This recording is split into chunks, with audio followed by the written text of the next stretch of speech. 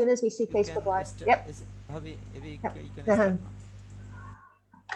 Hello, everybody. Welcome to today's talk show on celebrating the local. I hope you all know that on June 20th, we celebrate World Localization Day. There's actually a whole long series of events. World Localization Day is such a major event that there's over a month of activities leading up to it, starting on the 15th of May. If people want to learn more, it's a really fantastic thing. Please go to the website, www.worldlocalizationday.org. There's a couple great videos. You can learn more about events going on in many countries. We're absolutely thrilled this year. For the first time, Institute of Wellbeing has joined in the events. But the whole goal of World Localization Day runs very much parallel to what we believe in at the Institute of Wellbeing about the importance of local economies, small independent businesses, moving slower, celebrating community, local economies. Yes, we're in a globalized world, but that doesn't mean we need to spend our lives buying from huge chain stores and constantly traveling and always looking for something elsewhere that might actually be right in our very community. So today I am thrilled to have quite a few guests from the Asian University for Women. They're students from different countries, mostly Bangladesh, but a couple of other countries, here with us today to share their ideas. Unfortunately, today in Bangladesh, especially in Chittagong, it's pouring rain, so they might have some internet problems. We'll manage as well as we can. And I have pleaded with them to turn on their videos, but when you have poor internet, the video completely destroys the sound quality. So unfortunately, you might have to just look at me this whole time, and I apologize for that. Without further ado, I think we can start. I'm going to call first on Tahia. Tahia, could you just first tell me your name and where you are? Yes, hi everyone. I'm Tahia Dasnev from Chittagong, Bangladesh. Okay, thank you, Tahia. I used to visit Chittagong frequently to visit AUW before COVID hit. So during COVID, I am certainly traveling less. I have not used motorized transport in about 16 months. But obviously, most people are traveling less. As a result, we also have more time for friends and family and for ourselves, for hobbies, learning new things, cooking, whatever. Would you tell me a little bit, Tahia, about how the COVID situation has affected you personally? Yeah, so I'm a very positive and happy person, but this pandemic has managed me to feel unhappy about some things. So not being able to enjoy the normal routine I used to have made me feel isolated at home. Due to the pandemic, I'm missing uncountable outdoor activities, connecting and engaging with the community and new people. It's honestly hard to swallow that I have missed tons of outdoor stuffs due to this pandemic. This pandemic has also created a fear in me in losing my loved ones. But however, amid this pandemic, there are also some positive things that I can smile about. COVID-19 has brought my friends and family closer to me. Due to this pandemic, I have been engaging with my family more. I can video chat with my friends often too. I'm also eating healthier as I'm eating out less. And my lifestyle has become very flexible. I have been able to take part in projects that are overseas virtually. I have been also able to invest time uh, to do stuff that I'm passionate about. I have also explored new hobbies like gardening. Let A me just, big positive thing. yeah, sorry, let me just cut you off for a second, Tahia. Your classes are going on virtually, is that right? Yes. Yeah, so that's, you're spending hours a day, I assume, on Zoom, including doing this internship with me at Institute of Wellbeing. Um, Yes. yeah. So how is that? Because I know a lot of people who are not in school miss out on studying. People who are studying miss out because you have to do it virtually. So is that like a mixed situation, a bit of good and bad? Honestly, sometimes I feel frustrated because it's all online and you it's difficult to connect virtually. But then again, I'm very grateful that I have all the um, I'm able to do it virtually without much problem.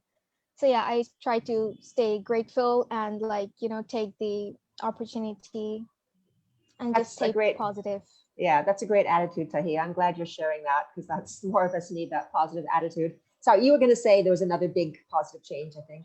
Yeah, so a big positive thing about the COVID is the recovery of our environment, which was lost. It's simply amazing to witness how clear our air has become. Now, whenever I go out, I enjoy less traffic and cleaner air. And not only the air quality, the water quality in rivers and water bodies has also improved. Many species are returning to their natural habitats. I was so happy when I heard about the dolphin sightings in Cox's Bazar. I also feel like that this pandemic has somehow brought me closer to the nature. I have been noticing like every small things about nature nowadays. When I start my mornings, I see and hear birds chirping, squirrels making their weird noises, and playing around the trees. My Yeah, house okay, has sorry. like, Can I just cut you off again, sure, Tahi? sure. I have to say, I think I told you guys, but when the pandemic started, I suddenly thought, why are the birds so noisy? I never knew birds were so loud. And I was really wondering what's going on, what's wrong with the birds. And then I realized, oh my, I never heard them before through all the traffic. And then the traffic the motorized traffic declined so much that I could hear them now. I could hear the birds. So I haven't Yeah, noticed the it's so squirrels, but yeah, nice. yeah, a natural Yeah, sound. my house has also like big windows, so I can do my classes with the natural light in the morning, which is very nice. And Mm. I often take breaks from studies and just observe the sky, the nature. I feel like the nature allows me to stay more relaxed and takes the stress away. So you are, Before when I yeah, sorry, go ahead. No, you So can go ahead. I'm fascinated by this because we have a couple of students from Nepal, and at least one of them I hope will talk today. But I, I I feel like in Bangladesh it's harder to connect to nature. But lately I've started to notice more where I exercise. I'm in a mega city. There's over 10 million people, but there is still nature, and it's easy not to pay attention. Like I don't even realize, wait, this is nature. So it's good to hear, even in Chittagong, in a city, that you feel like you're able to connect to nature. Yeah, Sorry, keep going. when I used to take breaks, I used to spend time on my phone, but now it's different. As I'm not able to go outdoors much in nature, it's like I crave it to go out in nature. I got you. So there's a contradiction there. So you can't go out as much, but as a result, you're more aware of what is in your surroundings. Which Yeah, yeah, I think that's actually a general reflection about COVID and localization, which is, I mean, I certainly in the past, I traveled way too much. And it's easy to be focused on the next place you're going, the next trip, all that excitement, and not even really be focused on where you are. And since I barely moved from this building and the immediate surroundings. I have been no more than a couple kilometers from the building I both live and work in for 16 months. I'm much more aware of my surroundings. So there's that interesting yeah, irony. Yeah, same. yeah. Okay. Yeah, same here. And this pandemic has made me realize that the environmental degradation caused by human is reversible. So yeah, government, policymakers, and we must take necessary steps so that this healing process does not become a temporary one and it continues. Wow, that's powerful to hear. So are you then more motivated to be an activist, like an environmental activist, to push government to do those kinds of things? I mean, of course, I would like to do whatever it takes to heal the environment. Okay. So yesterday was World Environment Day. We talk a lot about it. I noticed there was something about the Prime Minister wanting to plant more trees, and I thought, well, what about preserving existing forests? It's fine. We need to plant trees, but we also should be preserving what we have. And it takes a long time for trees to mature. You can't recreate a forest with all the biodiversity. So I hope in our celebrations of World Environment Day and our thinking about the environment, we remember it's not just about planting trees, it's also about preserving what exists and not destroying any more nature than we already have. But I'm glad to hear you're more motivated. Have you noticed, by the way, for me, the air is so much cleaner. I have asthma, but I have not had to use my medication now in probably about 6 or 7 weeks, which is even better than last year. Like I'm no longer asthmatic, and I've been asthmatic my entire life. Have you noticed? I know there's still pollution, but to me, it feels like the air is cleaner and the noise is less. Yes, I mean, of course, it's like visible that the air is cleaner and fresh, Yeah, especially and now when it's also very raining. less noisy. Yeah. Um, yeah. So I don't know how I'm going to adjust. Every time they say schools are going to reopen, I think, oh, those happy kids and parents, and poor me, because the noise and the congestion when schools are open. Again, it's why, if kids could walk to school, if you went to a local school near you, so you didn't have to be driven or take buses, our transport and our pollution would be so much better. We'd have much less congestion, much less pollution, as we're seeing now. Anyway, thank you, Tahia. I'll try to come back to you. Thank you. Yeah, really good thoughts, and I'm so happy to hear your positivity. I hope it's contagious. I hope it's more contagious than the Indian strain of the coronavirus. Pi, I'd like to move on to you. Can you introduce yourself, Pi? Hello everyone, good morning. My name is Paye Pru. And you are from? I'm from Bandarban, and also I belong to Marma community. So Yes, thank you, Pi.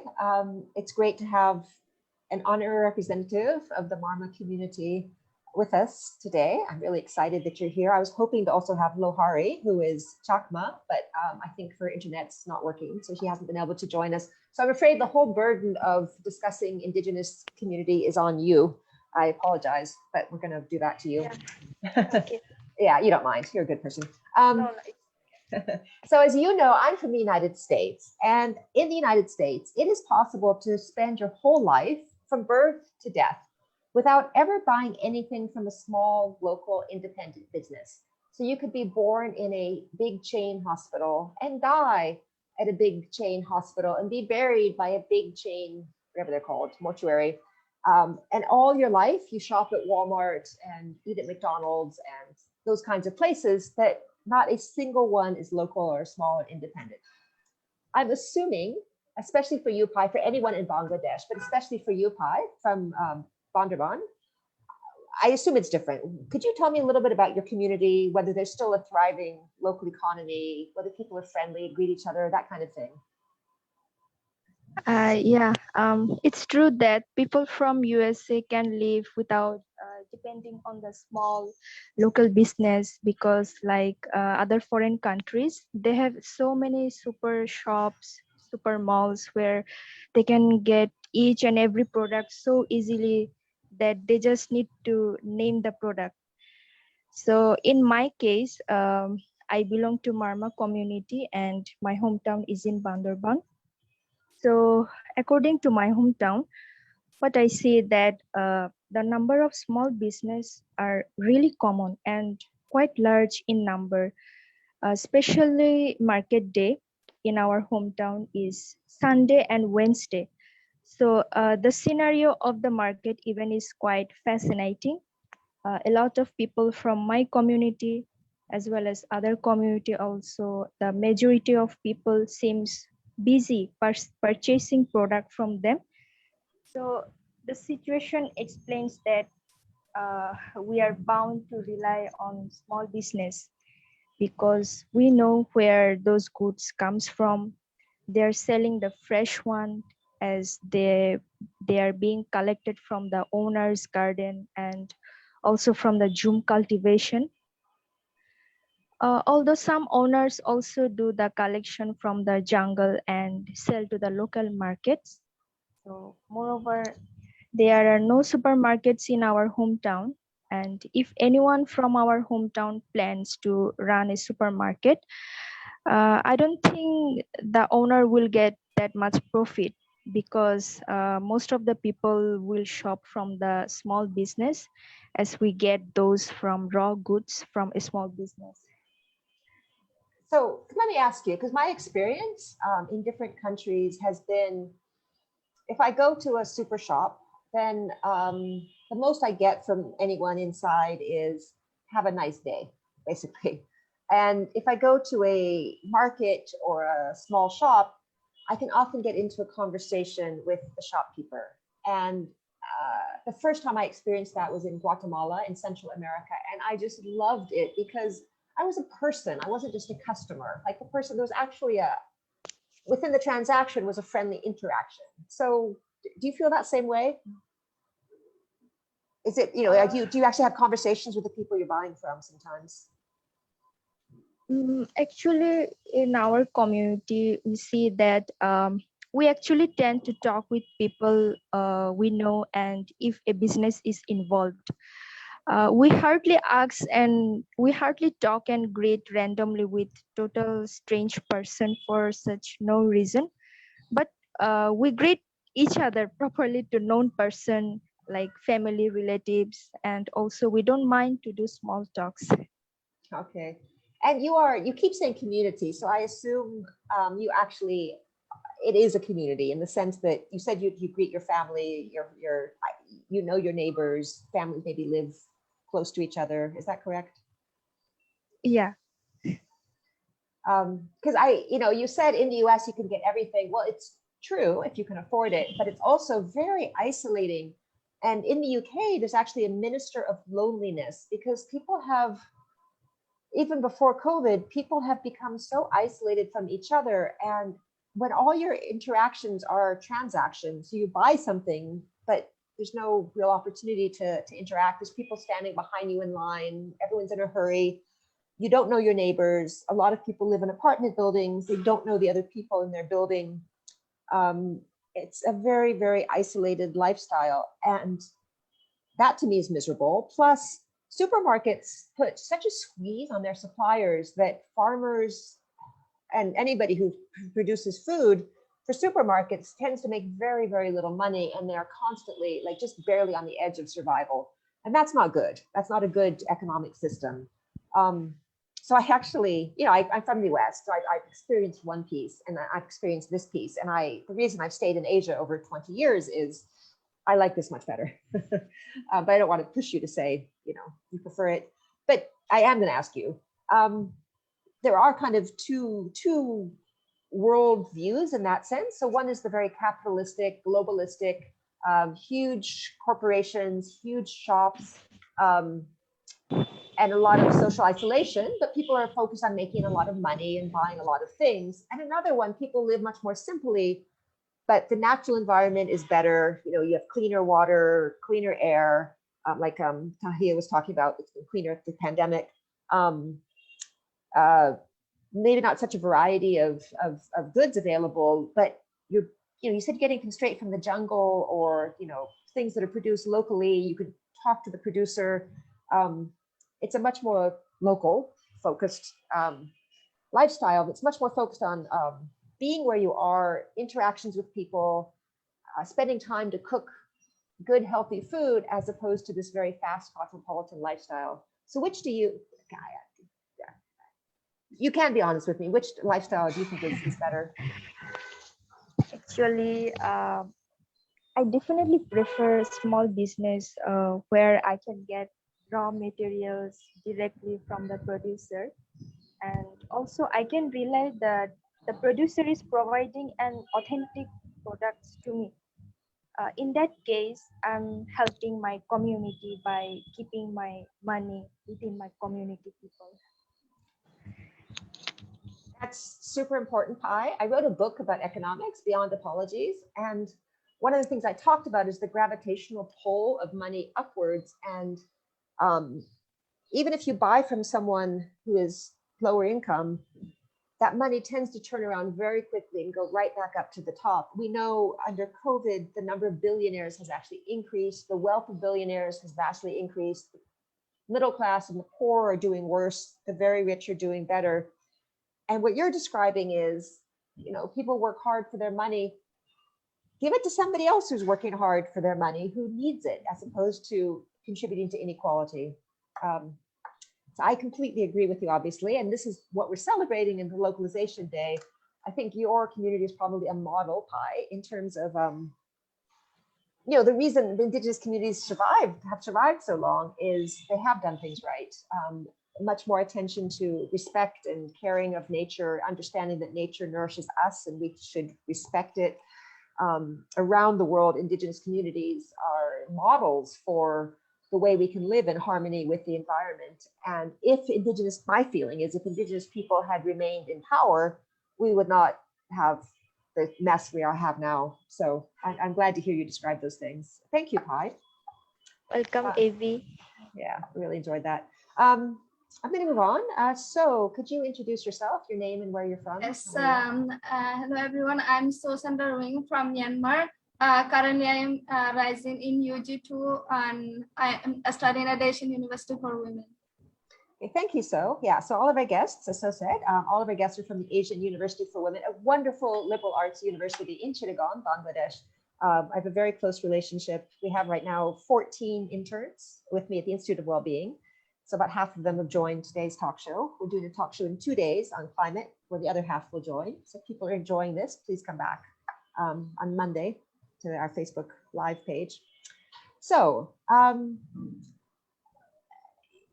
as you are aware, the current global economic system favors big banks and big corporations at the expense of small businesses and communities. So for instance, when a Walmart, fortunately we don't have Walmart yet in Bangladesh, but when a Walmart moves to town, it's a humongous store and takes up a vast amount of space surrounded by a even vaster, seems like, parking lot. And they sell things cheaply, partly because they pay their workers so little, the workers can't actually earn enough to survive, minor point. But the prices are so low that people land up shopping there simply because it's cheaper. And then the former Main Street, which would be your town center, all of these local shops go out of business. And that's just a piece of the whole puzzle. But governments heavily subsidize Walmart. The owners of Walmart are some of the richest people in the world. The big banks, all these corporations, they're constantly getting support from government, which is annoying. And as Pi said, it would be really nice to live in a place that favors small businesses, strong communities. But we also know that corporations are a major source of jobs. Do you see any solution to this problem, that we rely on corporations for various goods? They do give us stuff sometimes cheaper, and they create a lot of jobs, but they also destroy often our local economies. Do you see any solution? Yes. So Yes, although they are providing jobs and they're giving jobs to the people, big companies and big industries and big business, they're providing jobs to people. On the other hand, they're just destroying our environment.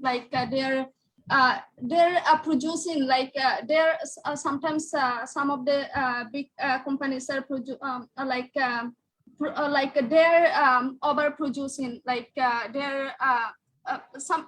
they're not they are destroying some of the sometimes even they're destroying some of the local businesses, for minding some of the natural resources. They're just even destroying some of the farming areas.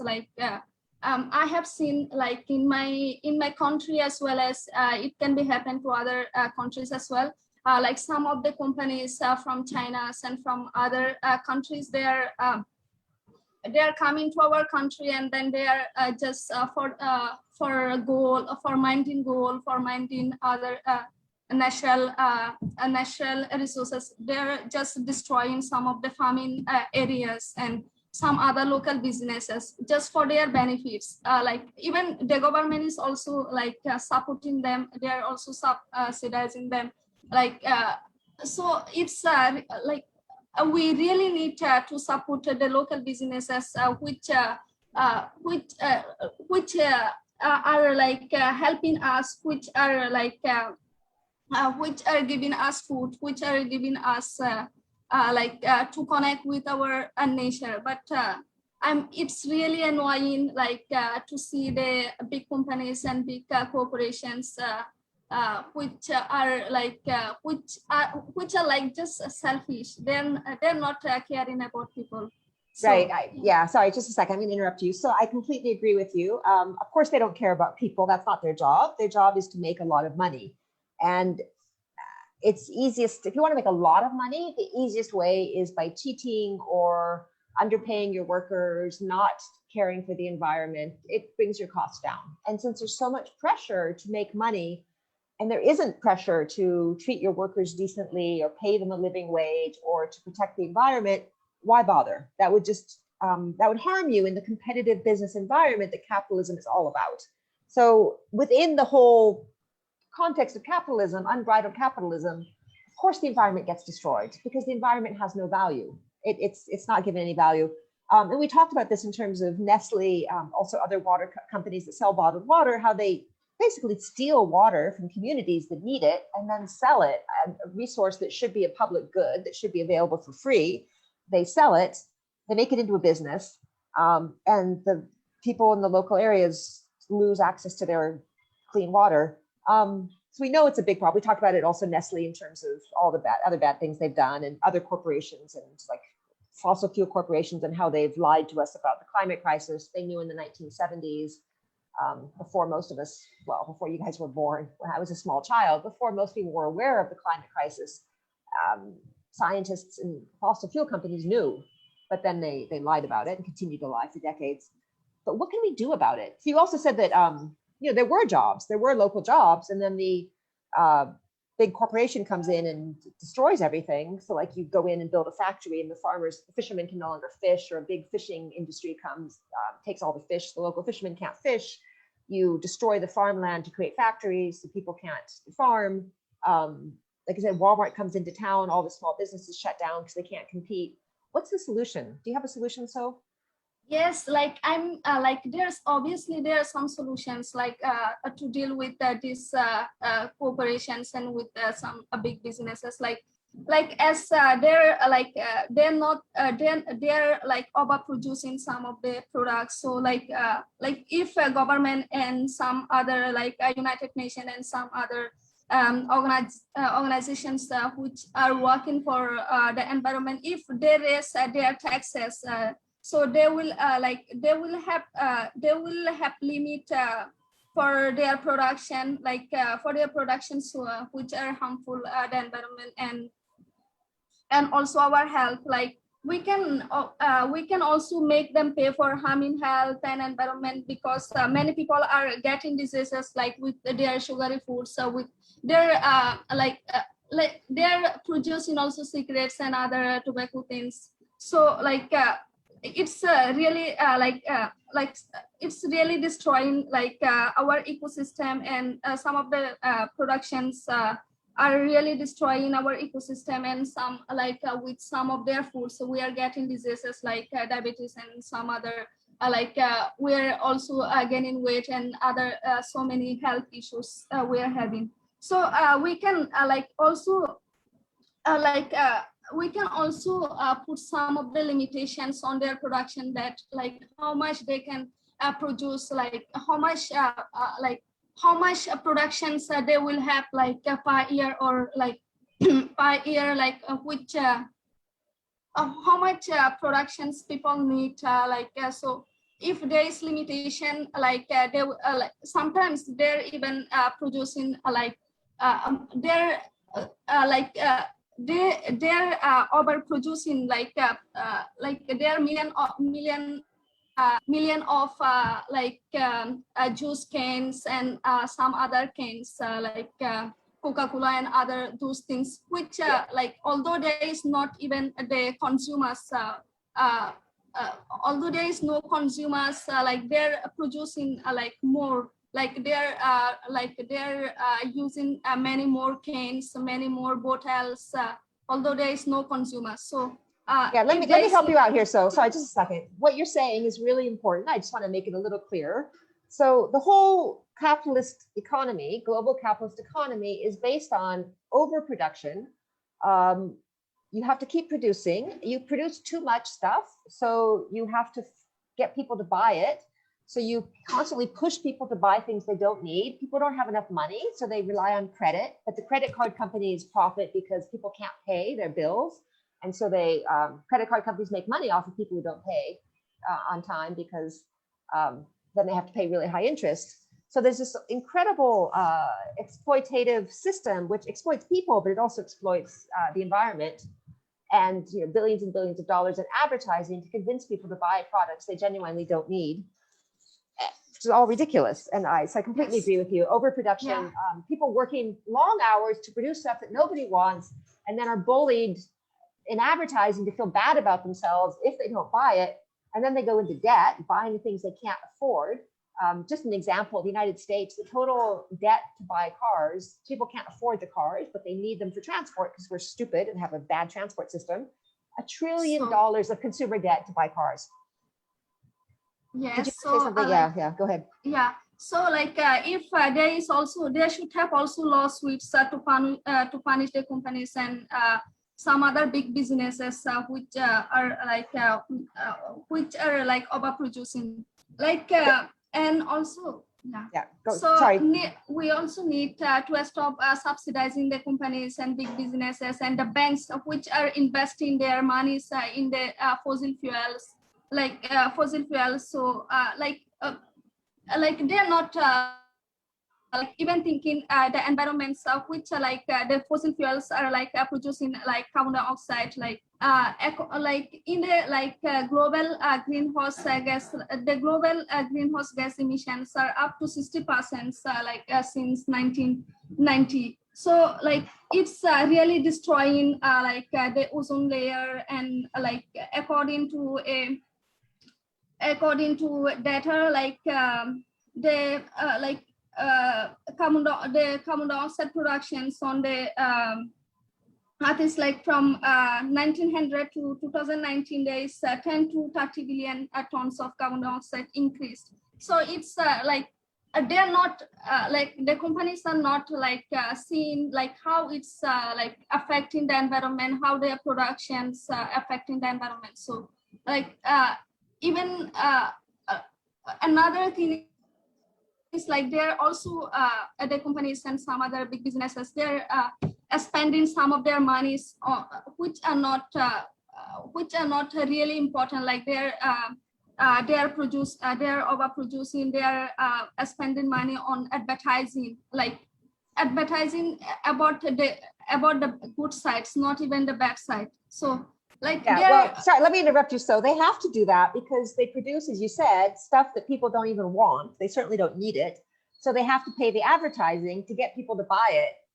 If we didn't consume as much, we wouldn't need to work as hard to buy all the stuff we don't need.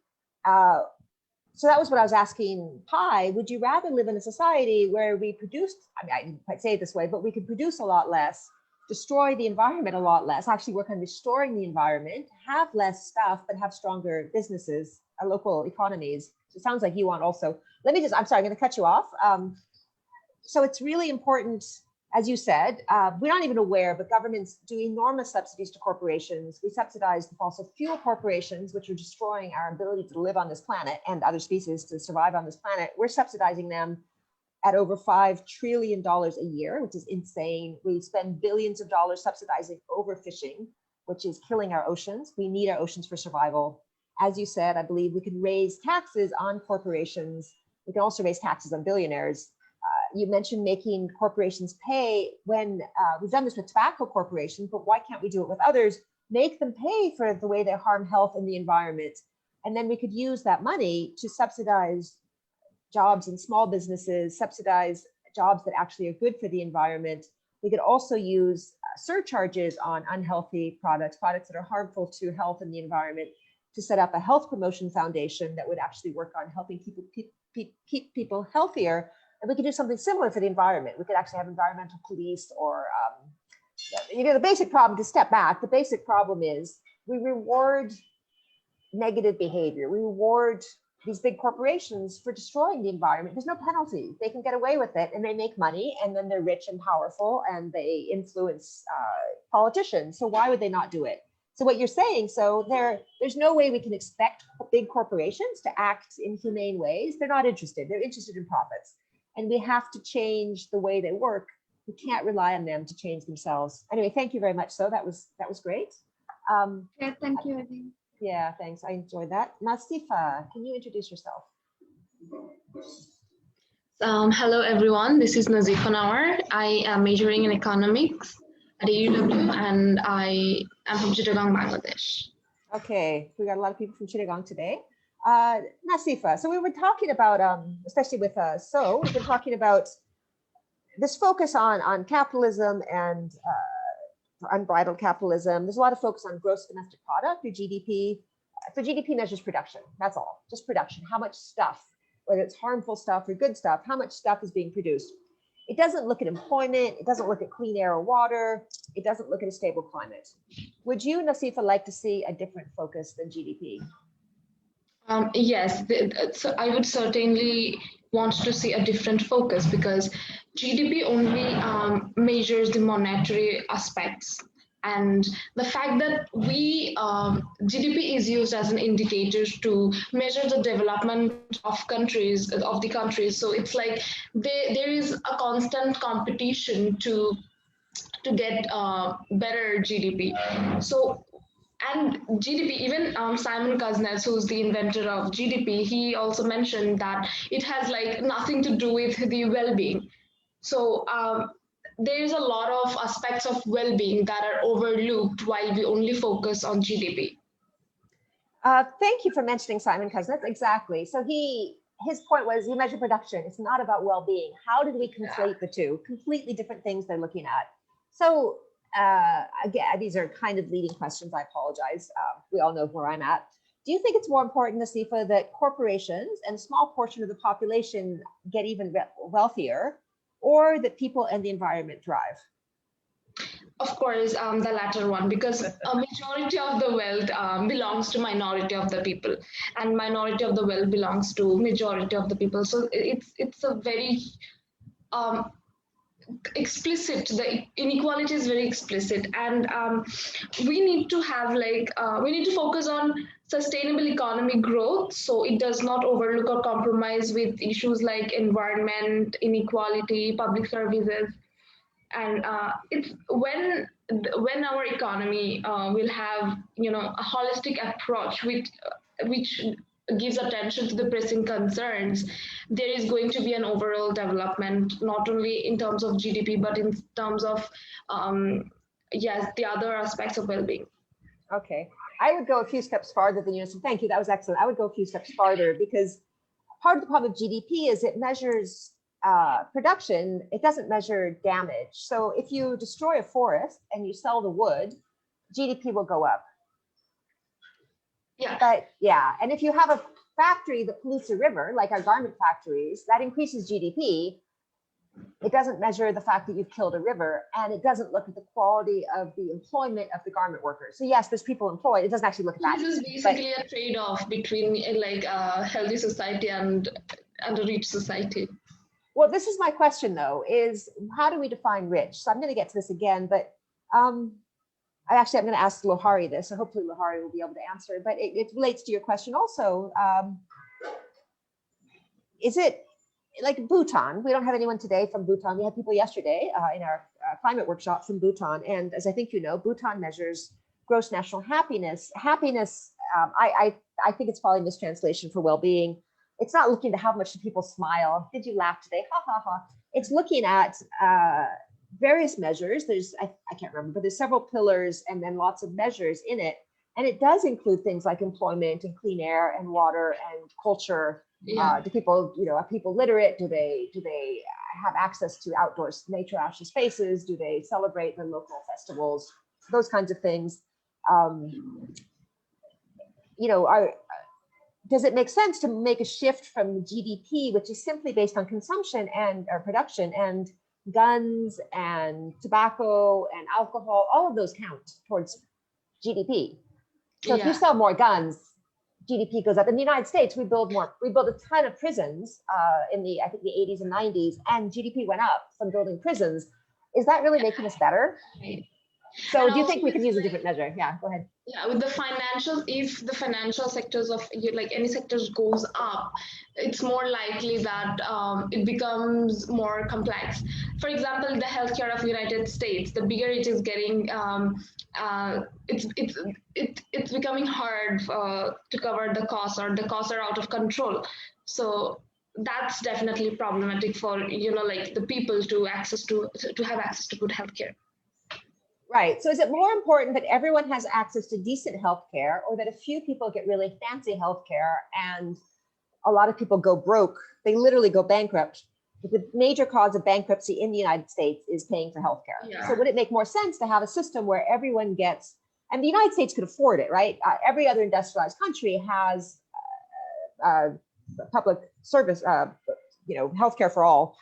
Does that make more sense than this very capitalist system of, because like having access to good healthcare, it's not a luxury, it's like a necessity. So yes, so it should be for everyone, and everyone should have access to that. Thank you. I'm glad you agree with that. So rather than having a few healthcare providers become extremely wealthy, what if we kept it? And I know people worry about keeping things in government hands, but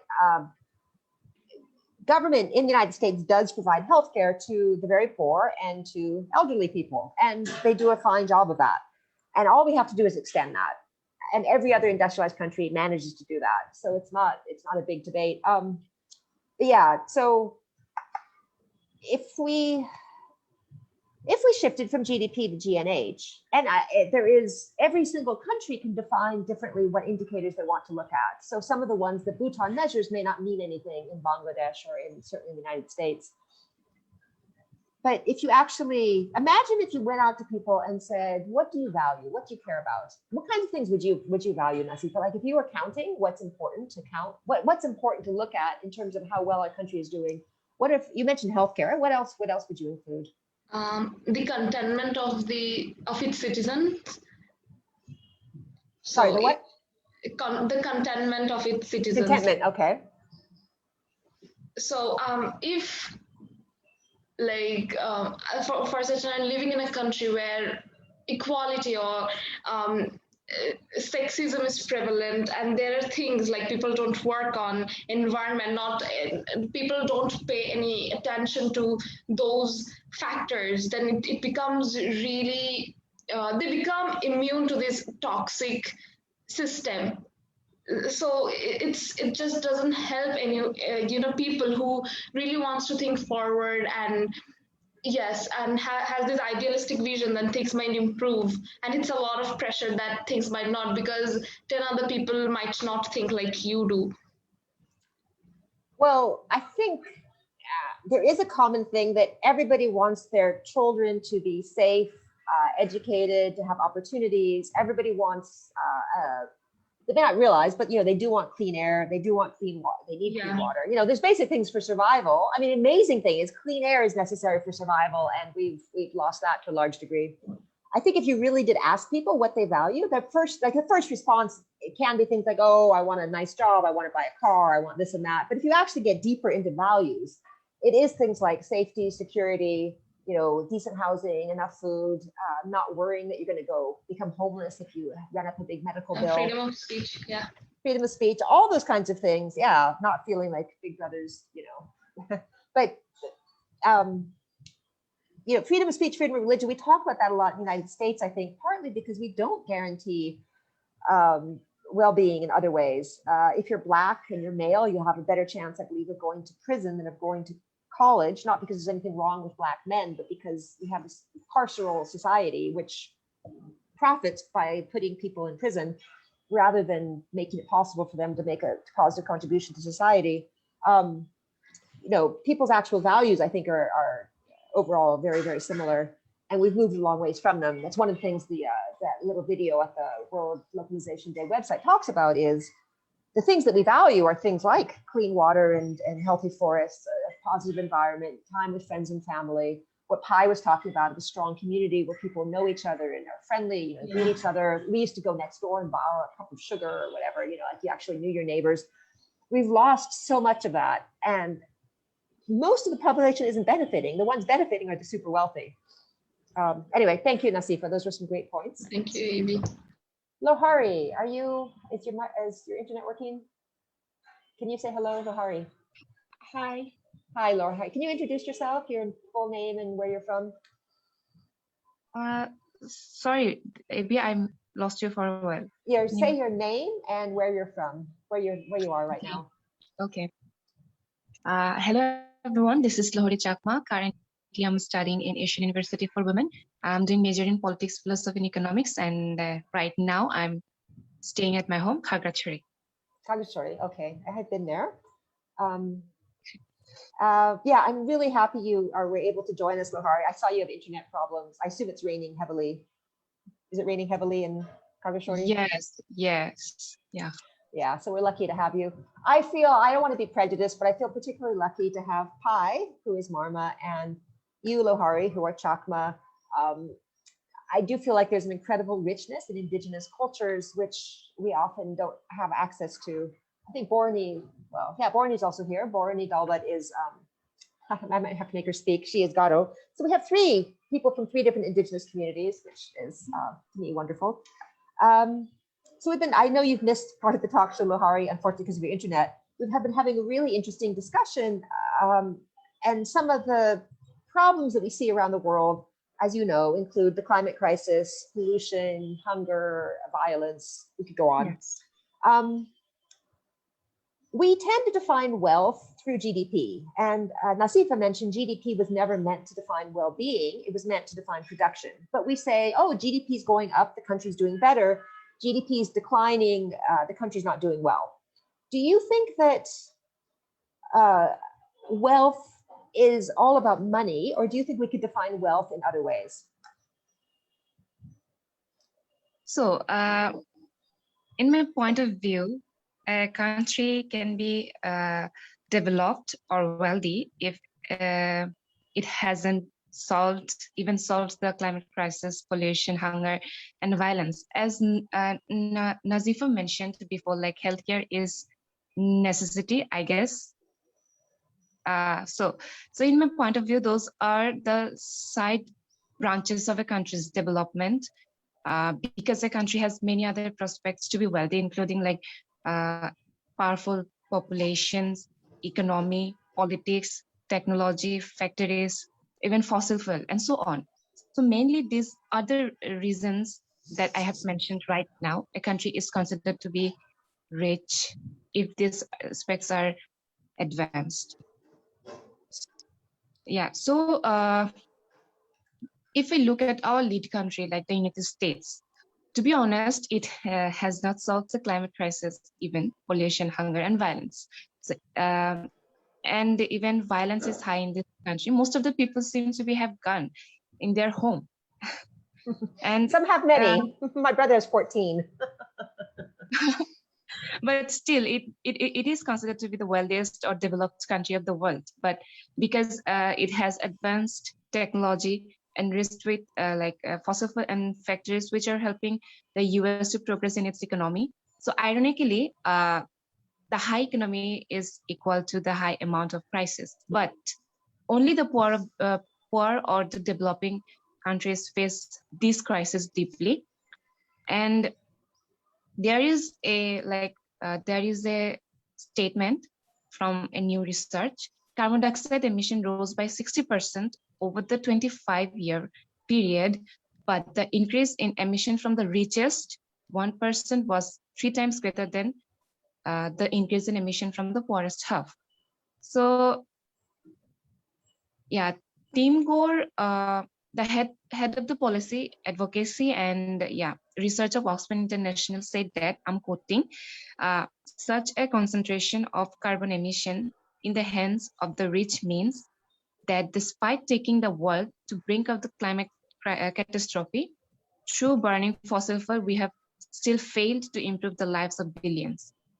End of the quoting. So where it is causing more crisis to our environment. So same as other crises, indeed, our lead countries should come forward instead of like thinking about nuclear weapons and fossil fuels. But alas, they are more likely to have concern about their economy So lastly, I want to add by saying that these problems are interconnected. According to me, I define wealth as stability. Yes, we cannot advance or developed without technology, without using fossil fuels, without the help of factories, but all the things on this earth have their own limits, where I guess we crossed the limit, unfortunately. So yeah, thank you. Okay, thank you, Lahar. I'm not gonna let you go quite yet. I am from the United States, and I've spent well less than half my life there, but I follow what's going on. And you mentioned we're the wealthiest country in the world. I don't know if you know this, but we also lead the world in the percentage of our population that we put in prison. So we incarcerate a greater portion of our population than anywhere else in the world. We're way beyond, I think Russia might be second, but we're way beyond that. If you look at other issues, so you mentioned various things, child hunger in the United States has always, and elderly people going hungry has always been a problem. It's gotten worse with coronavirus. There's a huge increase in very expensive yachts. The sale of expensive yachts has increased during the pandemic, and so has child hunger. So inequality was bad, and it's getting even worse. Our environment, physical environment is in really bad shape. If you're poor, especially, you tend to live in a very polluted environment. People getting cancer, respiratory problems, serious respiratory problems, other problems. We had a big problem with lead in the paint. And if you are exposed to lead, you're more likely to have troubles, behavior problems. And then we punish people for problems that are based on basically them being poor. So we have gone far from solving our problems in the US. It's like our problems are a source of profit. So every single problem becomes a source of somebody else's profit. So if you have, you define people as criminals, you throw them in prison, the prisons are some of them private, it's a source of making money. We buy like military equipment for the police, but we don't invest in communities. I don't know, I can go on all day. So for a while, Brazil's national slogan was a rich country is a country without poverty. I thought it was a wonderful slogan, but then I thought, well, let's go farther. So if you, like you said, the US, not only has it not solved the climate crisis, we've been one of the major contributors to the climate crisis. And a lot of the emissions coming from China are because they produce a bunch of cheap junk that people in the US buy that they don't need. So we're a huge contributor to the climate crisis. And we've been, certainly under Trump, we actively work to avoid making anything better. So things like, I'm going to ask you one last question, Lohari. I would define wealth as including things like healthy forests, unpolluted streams and rivers, thriving marine and other ecosystems. So the oceans would be healthy. It's going to be World Oceans Day on Tuesday. Instead of killing our oceans, the marine life would be thriving, our land-based ecosystems would be thriving, we'd have less pollution, nobody would have to go hungry, everybody would be able to go to school, people would have time for each other, we'd have strong communities. This is kind of the localization dream.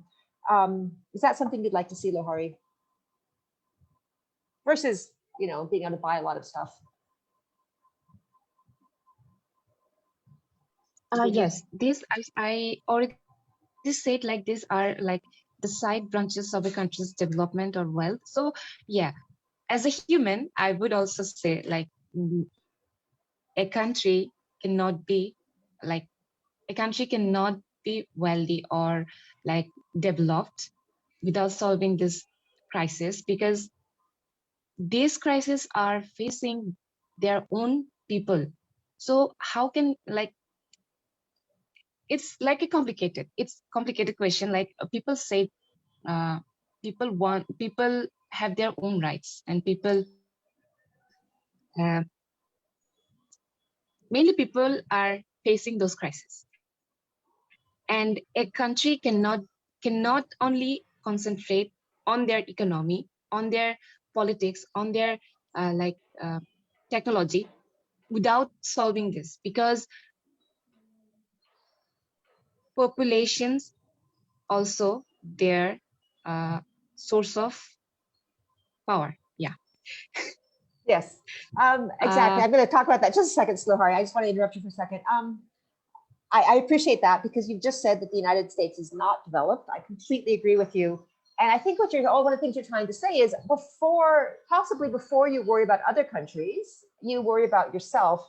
But what's fascinating, so this whole Trump slogan of make America great again, like who's defined as an American?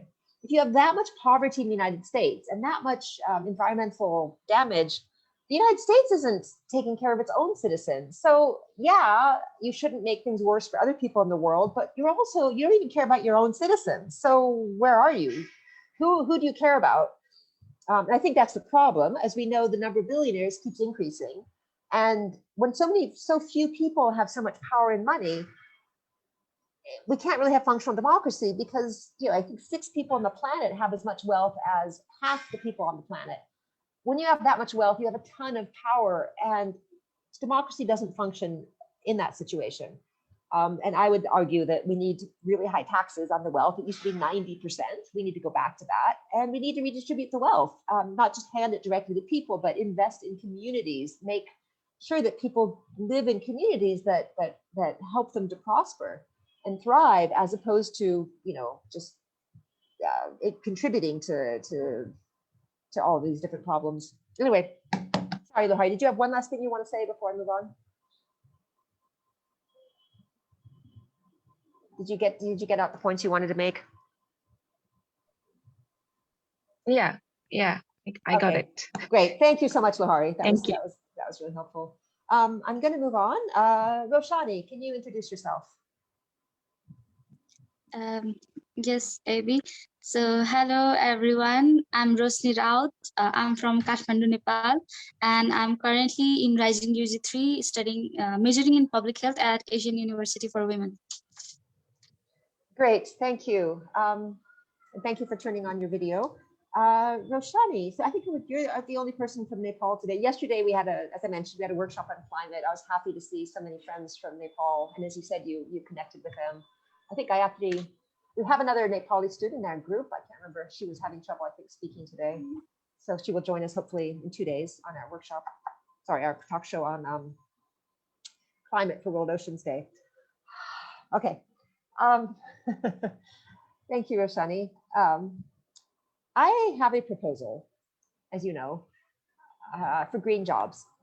And this is based on experience in the United States during the Great Depression, where people were literally probably dying of poverty. I mean, it was horrible. People were super, super, super poor. We've had kind of return during COVID, and the government realized it had to do something. So it was intelligent back then, at least in some ways. So it decided to subsidize jobs, not just any jobs. So instead of just subsidizing industry to create jobs to produce, as I can't remember who said it. I think somebody was saying that we produce so was saying we produce a bunch of stuff we don't need, and then we advertise heavily to get people to buy it, and then they go in debt, and the big banks and the big corporations profit, and everyone else suffers. Instead of that, they decided to directly hire people to do jobs that are important for our environment, like planting trees or putting trails in forests, people that are in our wilderness spaces, so people can actually visit and understand how important wilderness is. So the idea is that you subsidize jobs that help restore the environment rather than subsidizing corporations that destroy it. What do you think about this idea? Do you think this is something governments could do? Well, thank you for the question, Amy. But I think the government should subsidize the people working for environmental restoration rather than people working for corporations, because environmental restoration means securing environment in future, and so that the future generation can also see it. It means restoring and maintaining environment leads to a healthy life, whereas a healthy life and healthy future for upcoming generations. While the increasement in corporations, industries, with that adds to the pollution in solid waste, water, air pollution, degrading the quality of our nature and environment. So if the people working for conserving nature and environment are paid, then that creates encouragement to the people to work more for the environment, and more creativity occurs, more ideas and creative things comes along with it to save the nature and environment. So yeah, I think the government should subsidize the people working for environmental conservation and restoration. Thank you. I obviously agree with you, Shani, but I'm glad to hear you saying that as well. Because you're young. I'm at the end of my career. I'm actually planning my retirement, so this internship may not last much longer because you notice I'm getting tired. You are young. You are still in university, all of you, and you are looking to the future and what kinds of jobs you can have. And I know corporations visit your university. They invite you for internships. They recruit you because you are bright young people with creativity and intelligence and talent. And those jobs are possibly glamorous, well paid, but they're not necessarily or probably or all focused on making the environment better. And you know that you're in threat because of the climate crisis, but also, you know, all of these species are going extinct. How much longer can people survive? So how would you feel if, well, I guess I'll ask two questions. How would you feel if there was that option of green jobs? If you knew that there was a green job in Nepal or wherever you want to move to awaiting you, and what kinds of green jobs can you actually envision? Okay. So if thinking about green jobs, there are many, but are neglected and taken as a very low wage or very low income earning means. But if I have to, you know, take an examples of green jobs, then there are so many, like promoting local promoting local food, or so that means like producing organic foods and fruits and vegetables, cleaning and maintaining cleaning and promoting and maintaining the common water source, pond and riverside, plantation of trees in the roadside in the walkways, creating an opportunity of cycling, street-free roads. Car-free roads or streets, and then parklets added with the greenery in it, gardening, urban gardening, and kitchen gardening, small kitchen gardening, or any sorts of gardening nearby or in a unused space of our house. So there, so these are the things Wait, let me that interrupt you for a second, which Roshani. are. Sorry, can you explain what a Yeah, parklet yes, sure. is? A lot of our audience probably doesn't know what a parklet is. Can you explain?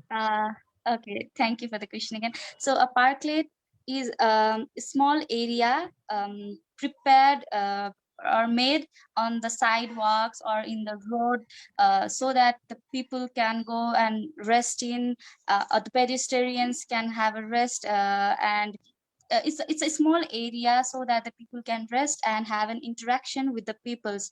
So it's like you know, when we go in the cafe, there's a sitting chairs and everything with the good vibes, with where we chill with our friends. So it's just like that, but the cafes are expensive, like when we go in the restaurant and all, but the parklets are free of cost, where you can enjoy, hang out with your friends, and have a quality time there. So that's what basically is a parklet, and it's a very good idea if we start doing it, and if the people working in a parklets are paid, then more number of parklets will be created, and it will be great. The city would look beautiful itself, and people will be more socialized rather than in the online and all these stuff.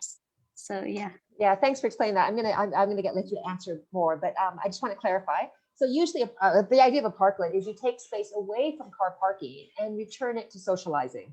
So it's usually on the side next to the sidewalk in the street, and it takes the space of say 1 or 2 car parking spaces. But what's fascinating is with the climate crisis, as rainfall is increasing, flooding in cities is increasing, the water has to go somewhere. It's just a simple fact of life that water needs a place to go. So we don't want it, you know, flooding streets is obviously a problem, and you're seeing it, I'm sure, in Chittagong right now. I was looking at the newspaper this morning, and all these pictures from our recent rainfalls and, you know, cars filled with water. But one of the ways to address that is to have more porous surfaces in your city. So there's places where they do planters. So you dig up the asphalt, you plant some grass or some trees, but you have a space, some dirt where the water can be absorbed. And you can actually do parklets in such a way, design them so that they create a space for the water to be absorbed. You can have, instead of plants sitting above the pavement, you can actually dig out the pavement, allow the water to be absorbed. So you can mitigate flooding, while creating recreational opportunities and decrease car parking so that you're decreasing incentive to drive everywhere. So that's a multiple solution. And as you said, if the government would subsidize that instead of subsidizing corporations, by creating more jobs, creating parklets, our cities would look more beautiful. We'd have more places to socialize.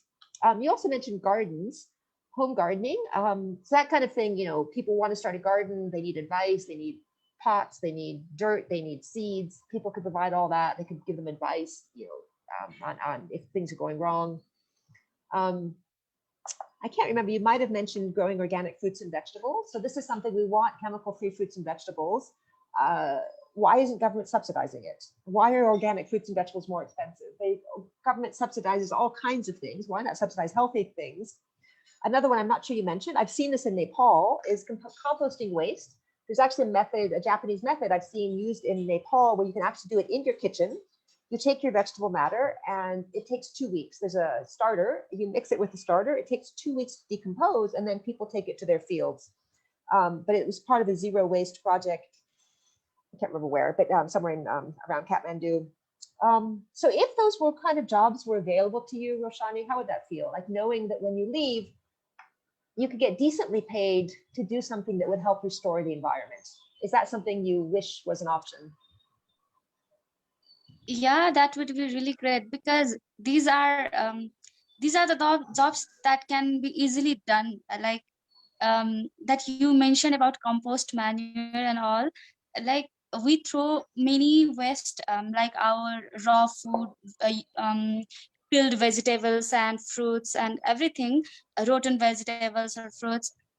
What we do is we use them and just throw in the garbage, right? But instead of that, if we make it a compost, for better fertility of a plant, and if we are getting paid while doing that, then that would be something very amazing. Like I would definitely love to do it. And um, if these kinds of jobs are paid, then that would be very great for most of the housewives who stays most of the time in a house, and who don't actually get paid at any way. But these things, any housewife, any of the house members can do, and this would be very amazing if these kinds of jobs are subsidized. Yeah, thank you, Roshani, for your enthusiasm. Just a personal note, I started composting my kitchen waste a few years ago. So in our building, I live and work in the same building. We used to have dorms that the AEW students came and lived with us. I don't want to make you guys jealous, but the internship used to be a lot more fun because these students were here in the same building with us. And on the rooftop, we have a garden. So I started, we compost the waste on the ground floor and we use it on the garden, and we grow fruits and vegetables. And this morning, for instance, I realized there was nothing in my refrigerator except dog and cat food. So I literally had nothing to eat for breakfast. So I went up on the roof, I picked an eggplant, a squash flower, and a couple turnips, and used that to make myself breakfast. And we joke about Chad Bazaar, the rooftop bazaar. During the pandemic, rather than go out and buy vegetables, or when guavas were in season, I was in heaven. I just go up on the roof. And there's something, talk about local, like super local. My home and office are in the same building, plus I'm able to access some of my fruits and vegetables on the roof of that building. And I love the fact that I'm now separating my waste. And among other things, like my dry waste, there's very little of it. So I don't have to empty my trash often at all. It's like very rarely. And then the stuff I'm throwing away regularly, I'm not throwing it away. It's a resource that's being composted. So understanding that what we call trash or waste is actually a resource with important nutrients that we can return to the soil. It's part of that circular economy, instead of this linear economy where you pull things out of the earth, use them, and then dispose of them. And then you pull most things out, use them, dispose of them, which is like what we do with single-use plastics. The circular economy, at the end of something's life cycle, it then goes back into the earth, or it becomes used again. And that would be a vastly healthier way of looking at things. So thank you, Roshani. I hope we can do advocacy together to convince the government of Nepal to create green jobs in time for your graduation so that you can actually enjoy one of these jobs. Yeah, thank you, Avi, for the idea. Actually, after this internship, I got a lot of idea to be vocal and to, to find the sector where we can like strictly work on, or we where lots of works is needed. So it's very, it was very good experience, and I will definitely put myself in this work, and looking forward to work.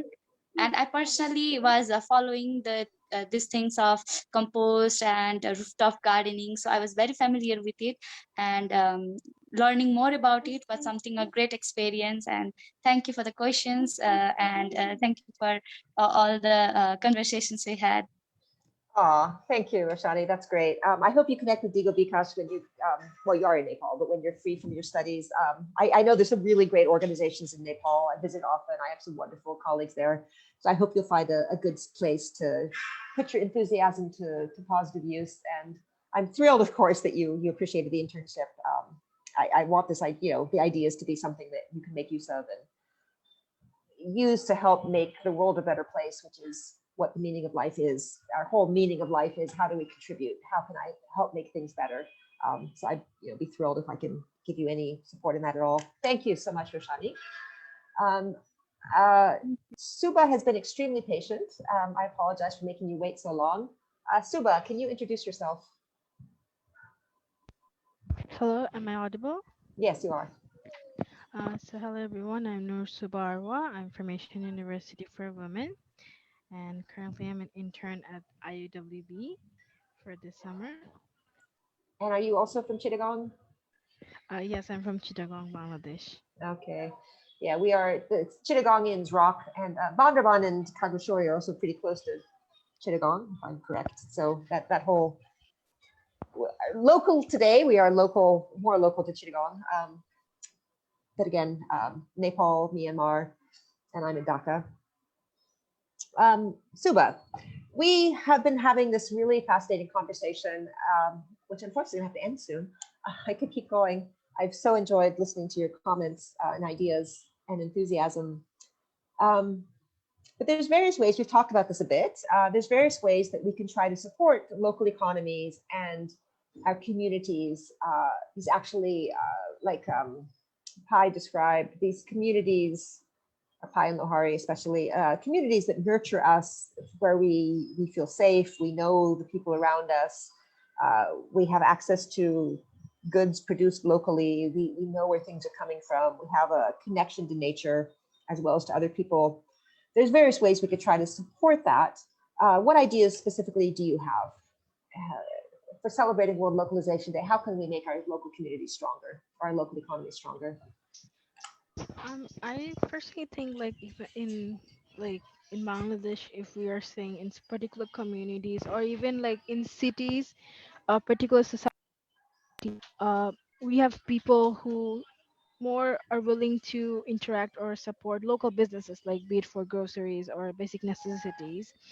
But particularly during the pandemic, it affected mostly them, I would say. And even in the lot of in different countries, we have seen like using social media, or you know people are trying to work remotely.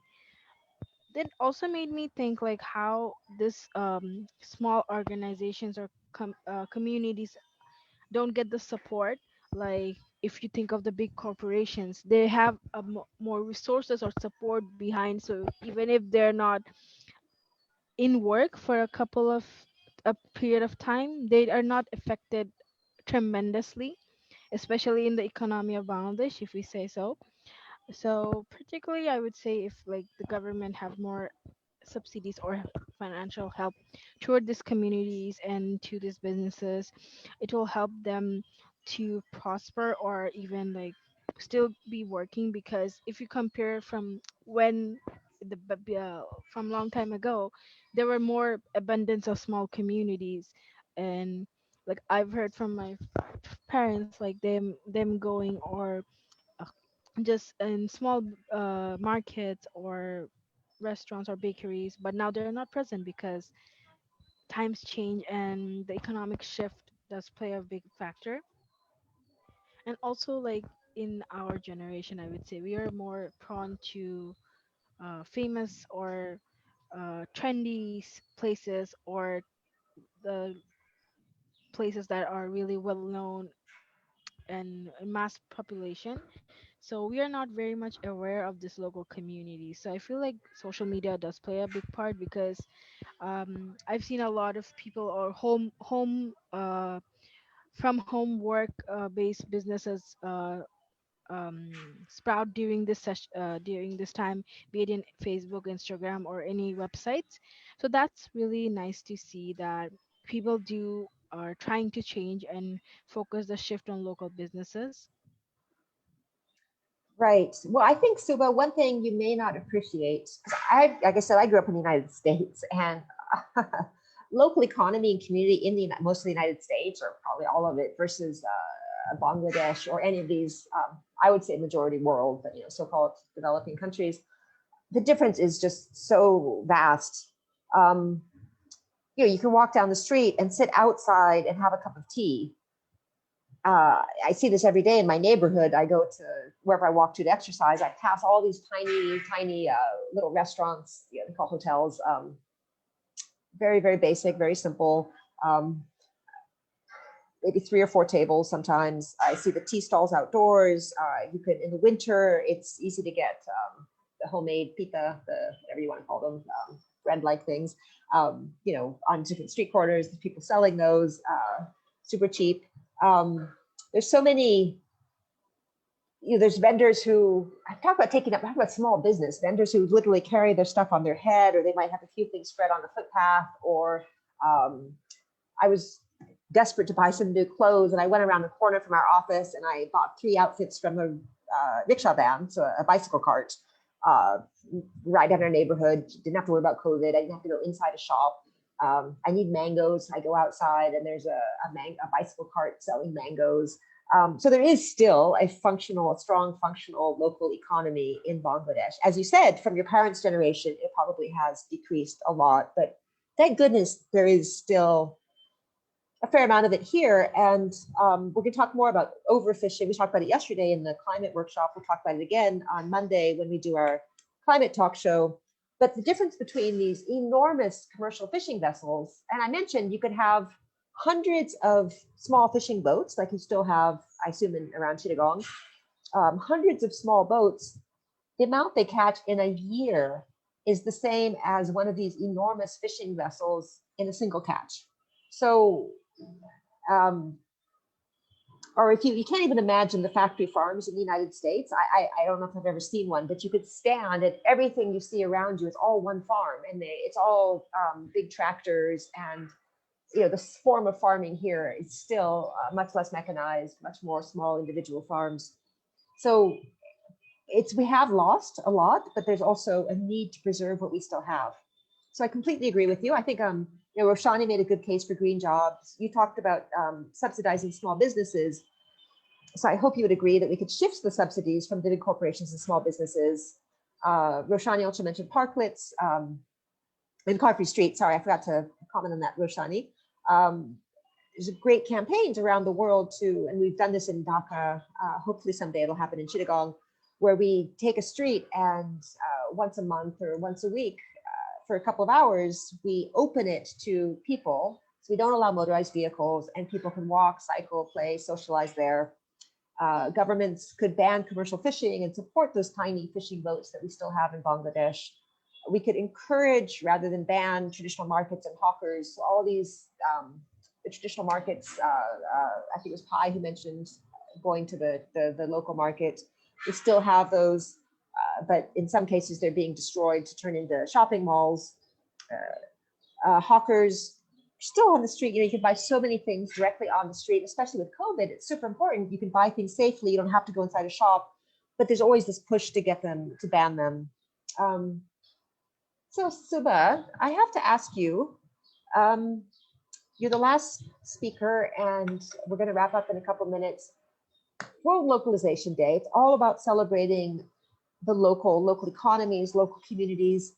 Do you feel optimistic that we can actually preserve local communities or restore some of what we've damaged and regain a focus on where we are and the wealth around us? Or do you think globalization is on such a track that we're completely lost? Thank you, Abby. I think yeah, we can restore or even keep what we have present, because like if you see, particularly I would say particularly in Asian countries or even small communities around the world, they still preserve it. There's still the presence of it, because um now it also affects the socioeconomic background of people. Like certain communities, this is their only way of livelihood. They are more this small markets or hawkers, as you mentioned. People are comfortable or it's convenient for them, and so globalization does play a part, like especially in the West, I would say, because we still have it here. Like I would say, like we don't have anyone from India here, but like in South Asian culture, or this is present, and this is maybe in the cities it's not as prominent, but if you go in more in the rural areas, or even like in the cities which is not connected to the main um I would say metropolitan area, you still have them, and people are still willing to um support them or even work with it. And it's I don't think it will completely replenish, and there's always a possibility. I mean, there's always a possibility, because if not, then there's different communities still working on it. They're still doing it, and some even take this as part of their culture. So you see hope. You see hope for the local economy, local business. um yes, in my part of the world, like where we are living, it's still prominent, so we don't see it to go leaving anytime soon, or it should not leave at least. Yeah. Well, listen, one of the things I see, because even, young men who, testosterone driven, influenced by pop culture and globalization, and I see them in a rickshaw. So now a lot of them are electric, but it used to be a pedaled rickshaw, the most basic vehicle, going down the street, like 3 or 4 of them in the same rickshaw, and they're singing and they're just having the time of their life. They're not always on the motorcycles. Sometimes they're actually in the rickshaw. And then you see them at tea stalls. And I see a lot of older people at tea stalls, but there's also younger people who really appreciate that idea that you can just stand outside on the footpath with your tea, or I see it at a TSC, Teacher Student Center at Dhaka University. Used to see it before COVID. There's some local fuska chop footy, so local foods. There's stands selling those. People sit outside. People, buying foods from the local vendors. I remember going there one day. I think we were cycling, and we stopped to eat pineapple. And I was thinking, you guys take this for granted, but this is fantastic that I can just. You can go outside, wander around. Actually, we're filming a Carfree City song video play, whatever, a play based on the Carfree City song that we wrote. But we stopped to have pineapple, and the guy just cuts it up for you and sprinkles on some spices and hands it to you on a plate, and you eat it and hand the plate back. And that's so common in all of your countries, Bangladesh, Nepal, Myanmar, other countries. You mentioned India, other countries in the whole region. I lived in Vietnam for 4 years. That was when I became addicted to sugarcane juice. But all kinds of snacks that were available. Oh, you should stop and eat fruit. You could get fresh cut up fruit, just sit outside, chat on a low stool, and chat with the sellers. I became friends with the women on the corner who sold fresh fruit and other snacks. The wealth of that, I don't know how to put it into words, but having lived in the United States and then experienced it first in Guatemala, and then coming to Asia, and Bangladesh was a lot poorer when I first got here in '94, when I first visited. But there was also this wealth that isn't defined in typical economic measures of thriving local economies and this friendliness. I go out of my building, of course, I'm a foreigner and I love dogs. Everyone knows me, but it's, I watch other people's interactions, and it's not just that people talk to me because I'm a foreigner. I see people talking to each other. There's this incredible friendliness and sense of interconnectedness, and that our lives are interlinked, and we are a community, and what happens to somebody else affects me.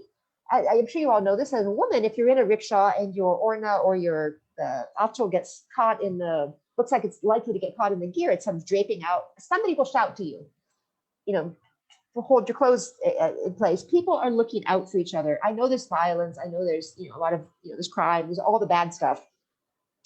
And we talk about that all the time, but we don't talk enough about the good stuff and the fact that there really is still a strong community of people who are connected to each other. People spend most of their time outdoors, and there are all these interactions, many of which are positive. So it's not all about crime and harassment, bad things.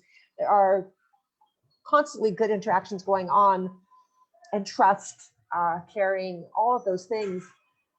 And we're gonna have to close on this note. Sorry, I was hoping to get back and allow people a chance to say more, but you did a fantastic job. I really appreciate it. And I think we can all agree that we have a shared vision. The details might vary, but we do have a shared vision that these things that some of you may have grown up taking for granted, I hope you're now realizing how valuable they are, how valuable it is to have a strong local economy and a local community. And while there's some advantages to the globalized world, it can also be very, very destructive. And it would be wonderful if governments invested in green jobs, subsidized small businesses, and especially people who are restoring the environment instead of always subsidizing polluting corporations that often produce products that are bad for us, bad for the environment, and underpay their workers and treat their workers badly. What's going on there? Things could be very different. We could highly tax the big corporations. We could have limits on what they're allowed to sell. We could have more limits on advertising. We could slap surcharges on that. We could, in measuring how well our countries are doing, we could stop paying so much attention to GDP and instead focus, because okay, GDP measures production. We want to know how well people are doing. How are we going to measure that? And talk to people about what they value. So you guys have shared your values, a lot of you. And obviously the values you've talked about, they've included things like a healthy environment, clean water, standing forests, access to nature, having time, not having to work all the time or be stuck in traffic for hours a day. So you have time for yourself, for friends and family. People have access to the ability to stay healthy, but then when they do fall sick, the access to healthcare that's affordable or should be free. And I personally, I will say, when I talk to you, I hear your thoughts on these matters, and you are the upcoming generation. When I see your positivity, Tahia started us on a very positive note, but all of you have this positivity about being so core to your values, understanding what really matters. And I know Shani particularly mentioned wanting to be able to have a job like this and wanting to find organizations she can connect to where she can work to help make Nepal a prosperous country in the sense of prosperity, in the sense of a nature that's in good condition, resolving reducing the climate crisis, making sure that people are healthy and have access to what they need. So when I see this intelligence and passion and creativity from you young ladies, I do feel greater hope for the future. So thank you, all of you, for your extremely valuable contributions to this discussion. I hope our audience has enjoyed this talk show. Please do participate in other events for World Localization Day. And if you enjoyed this talk show, please come back and a different group of my current AUW interns, we're gonna have a talk show at the same time on Monday, Tuesday, World Oceans Day, about youth climate activism.